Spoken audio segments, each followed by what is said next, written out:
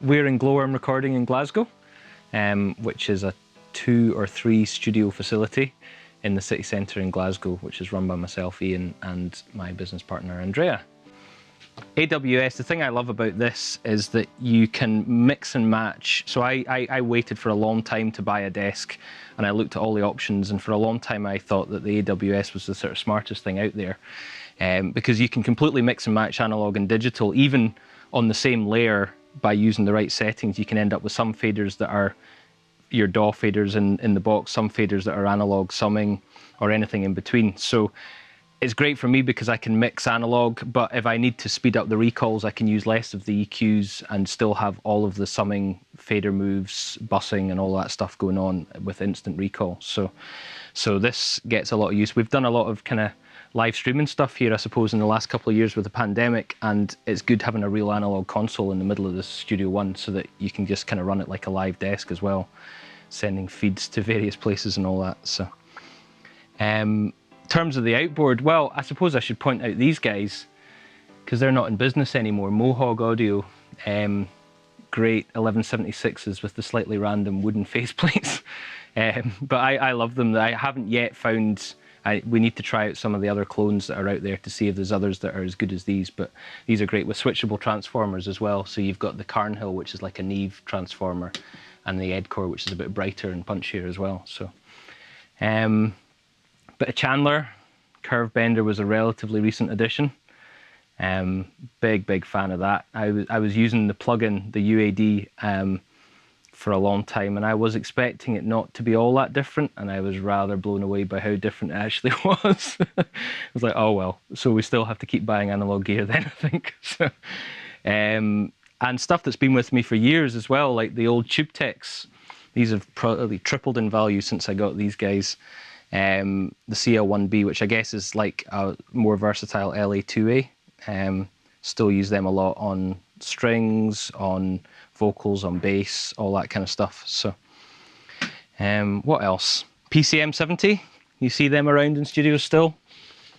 Got scrambled recently when the power dipped, and I thought it was game over. And these things have like doubled, tripled in price secondhand since I got them. But thankfully, figured out how to reset it, and it's still happening, which I'm very happy about. I only ever use it for tiled room, but it's amazing. It's really great just to have that sitting there in the rack. I should show you these as well. The AML, have you come across the AML Neve preamps before? So it's Colin down somewhere in England. I should know where he's based, but I don't. I think he's the Carnhill transformer guy, but he makes these Neve clones, which are incredibly good value and sound amazing. I have the AMS Neve DPA down in the rack over there, but as soon as I heard these guys, I was like, okay, that's what a vintage Neve is supposed to sound like. So we're gradually replacing the modern ones with these ones because I can buy 4 of those for the price of 2 channels of that. So they're brilliant. There's a rack of them in Studio 2 as well, just so that we've got that everywhere. And that's about it for this room probably, unless you want to look at some of these guys as well. Distressors, everybody has them, they're great. We are just demoing at the moment, but we're very likely to say yes to the Chandler Zener and the Neve 33609. And the Retro 176s, which have been around with me for years as well, and I still love them on everything really, they're amazing. Yeah, so we've got a fairly big room in here. Can be live or dead. It's set up for a tracking session at the moment, but it can kind of vary depending what you want. We built these gobos, done a lot of construction during lockdown or at the end of lockdown, just kind of DIYing the studio build stuff. So built these gobos with wood on one side and treatment on the other, so we can flip them around and make the room really lively if we want to. And we also stuck a booth in the corner of this room. This was our definite lockdown project, or the sauna, as some of our clients call it, because of the timber cladding. So this is big enough to fit the upright piano in, which is great for doing band tracking. And considering it was built without any outside acoustic kind of help, we're quite pleased with how it's worked out. It's really nice and controlled, and the isolation between the rooms is pretty good. So we basically treated this whole corner. This is all bass trapping around here. The idea being that this is kind of your drum corner. And you can go right into the corner if you want a tight sound with the gobos. You can probably hear it even on my voice, actually, how controlled it's got now that I've stepped back into here, which is why we sometimes record vocals here as well, as you can see. Got the 47 up there. But then if you want a livelier sound, you can just come out of the corner slightly and flip the gobos around, but you've still got all the bass trapping behind you, which really focuses the low end on the kicks and everything. So yeah, I love this room for drum tracking, actually, because it can get really lively, especially with like the Zener in the rack there, and you can put room mics out, and we put kind of ply over the carpet that's on the other side of the room, and it really brightens it all up. So I guess this room was originally built as one of your classic kind of live end, dead end sort of studio rooms, but I prefer live everywhere a lot of the time. So the wood comes out and makes the room pretty big sounding for the size of it. And with the person in the live room here, often the drummer can see maybe the piano player and the guitarist or something like that. So you've got a decent line of sight between your kind of rhythm section. Maybe put your bass player in here as well, which is great. It definitely makes a difference for people. So. And behind you, there's the old upright piano, which has been in my family for about 100 years. It's kind of a nice story, really, because this piano, there's photos of me as a baby sitting up in a wee high chair playing this piano, but it's a beautiful German.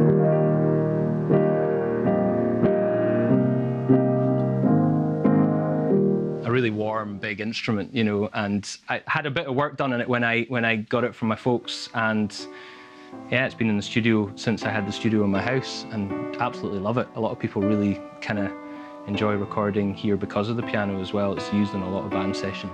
I don't miss not having a grand piano, because I would favour character over kind of pristineness anyway, and that does it for me. Would you believe the best way to mic that up is with two SM57s on the back? It's amazing, actually. It doesn't sound like SM57s at all. It just gives you this kind of really nice attack and kind of openness on it. I guess they're not kind of massive in the low end, so you don't get too much of the richness, but it just balances it out really nicely. I would sometimes even stick the copperphone, actually. If you know the Placid Audio copperphone, that would go in the middle, and that becomes like your mid-range fader that can just bring up that kind of clarity in a mix. And then if you want a fuller sound, I would use normally Sharp CMC4s on the front. Take the front off, so we expose the hammers and put them on the front. And I discovered by accident years ago that if you absolutely pummel that through the distressors and you're playing softly with the soft pedal down and everything, you get this kind of gorgeous, breathing, thick piano sound from those front mics, and then you've got the brighter, glassier thing from the back mics, and you've kind of got it all in between. Back through our heavy double doors. When Studio One is being used for mixing, the live room that we were just in, we have a sort of portable setup, which you'll see on the way past here. Just a little rack with an Apollo and a Mac Mini. It's all set up in the rack, ready to go all the time, and we bring that out with another pair of Barefoot 45s, and we can get the synths and the piano and everything. So it's a great sort of writing production space in the live room there, and you've got that booth that we built as your ISO booth for that. So, and we can pull the curtains across, so it's basically can become two separate studios as and when we need that. So through this side, we've got what used to be the machine room, but we turned into another little ISO booth, complete with the obligatory fairy lights. And on through to the main booth for Studio One, which is again a good size. I've done drums in here a couple of times when I've had more than one kind of acoustic musician in the live room, and it's actually a really great tight sound you can get in here. The sight line's all the way through the other way again, which is handy. So I know some people don't like having musicians in the control room with them, but I'm good with having a keys player or a bass player or whatever in there. So that's how you can get, I guess, an even bigger line of sight. You can have folks kind of sitting behind the control position there, seeing both ways into these rooms, and you can have your whole band kind of working together. So I'll show you this guy. We were talking about this a bit earlier. Heiserman Type 19. So Heiserman Audio are an American sort of boutique mic and capsule maker who make, just in my opinion, some of the best mics out there. I think they're absolutely incredible. They make a 47 FET, which we've got two of. They make a 47 tube, which I would have if we didn't already have the Flea 47, but still their 47 tube's pretty tempting. And they make this guy, which is called the Type 19. And it's their HK47 capsule, so like the K47 idea, in a sort of 414 style transformerless design. So really amazing transient response, really amazing kind of top to bottom depth and clarity. Not too coloured, but it's got all that sort of beauty of a 47 capsule as well. So they're amazing on everything. Best mic I've ever used on the Leslie cabinet for the Hammond. Best mic I've used on the other upright in Studio 2, which is a little Daneman upright, and it has the felt damper on it. So when you're doing that really kind of intimate, gentle piano stuff, the Type 19 is unbeatable in that. Great for drum overheads actually, because it's got a lovely low end as well. So we've got 4 of those and they get a lot of use. I'm also a huge ribbon fan, so there's loads of ribbons lying around here. Got a couple of the AEA 44s, which again get used on everything. And this wee guy's a Soyuz actually. We've got a few of these Soyuz pencil condensers. They don't come out all that often, but they're lovely when they do. Just a FET condenser. Expensive? No, I think they're about 800 for a pair or something like that. So about the same price as a KM184, but nicer. I think the reason we're so busy is because we offer a model that really supports freelance engineers, folks who are great, they know what they're doing, but they don't have a studio. There's 7 or 8 key holders who all kind of have their own alarm codes. They can come and go as they please and just do their own thing.